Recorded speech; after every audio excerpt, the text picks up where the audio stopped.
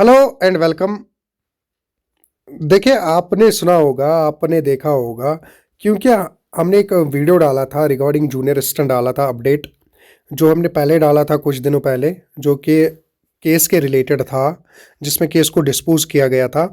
उसके नीचे बहुत सारे कमेंट्स आ रहे हैं कि इस पे फिर से जो है कोर्ट केस लग गया, और सोशल मीडिया पे वायरल हो रही है एक एप्लीकेशन जिस पे लिखा हुआ है कि किस बंदे ने इस पे कोर्ट फिर से केस किया, और डेट के साथ दिखाया गया है। वो सारी चीज़ें जो भी है वो हम इस वीडियो में डिस्कस करेंगे। हम आपको पहले ये बताना चाहेंगे कि जो बच्चे इसके लिए प्रिपेयर कर रहे हैं ना, रिलीजियसली प्रिपेयर कर रहे हैं ना, उनके लिए मैटर नहीं करता पहले ओएमआर हो या पहले टाइपिंग हो, क्योंकि उन बच्चों के लिए दोनों चीज़ें इंपॉर्टेंट होते हैं। उनके लिए ओएमआर भी इंपॉर्टेंट होता है, उनके लिए भी टाइपिंग भी इंपॉर्टेंट होता है, क्योंकि दोनों चीज़ें आपको क्वालिफाई करके तभी आपकी जो है फाइनल सिलेक्शन हो जाएगी।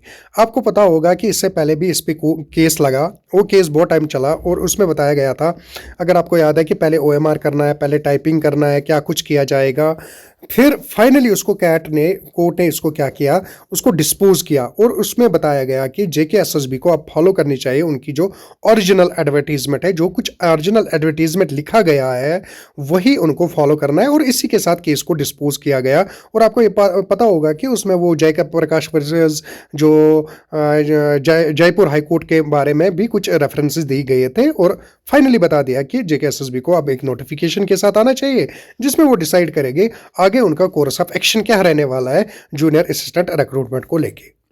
फिर कुछ टाइम के बाद फिर कुछ टाइम के बाद जेकेएसएसबी ने एक नोटिफिकेशन निकाली, जिसमें उन्होंने बताया कि अब जो है हम पहले इसमें ओएमआर कंडक्ट करेंगे, और ओएमआर जो है 22 फेब को हम कंडक्ट करेंगे। ये कुछ आपको सारा पता होगा, और स्टूडेंट्स इसके पीछे आप प्रिपरेशन के पीछे मतलब लगे। उनको पता है 22 फेब तक अब 1 महीने से कम दिन रहे, कुछ ही दिन रहे अब एग्ज़ाम होने को। बट आपने देखा होगा कि कुछ दिनों से फेसबुक, बाकी अदर जो भी सोशल वेबसाइट्स है, वहाँ पे एक ये चल रहा है कि अब फिर से इस जूनियर असिस्टेंट पे केस लग गया, और फिर से अब जो है चीज़ें हमें देखने को मिलेंगे।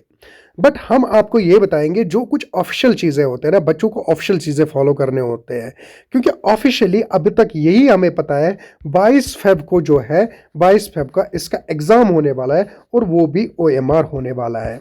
क्या कुछ अपडेट रहता है, क्या कुछ नया जब भी चीज़ें आएंगे ना, हम सबसे पहले आपके साथ शेयर करेंगे जो कुछ ऑफिशियल अपडेट्स होंगे।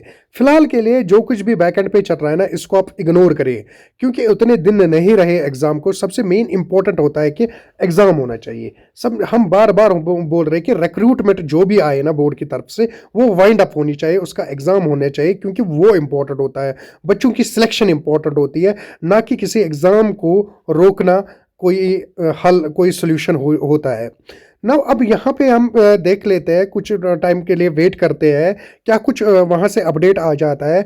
जो कुछ भी अपडेट आता है ना, डेफिनेटली हम वो इंफॉर्मेशन आपके साथ शेयर करेंगे। फिलहाल के लिए आपके पास जो ऑफिशियल अपडेट है वो यही है कि 22 फेब को जो है ओएमआर एग्ज़ाम है।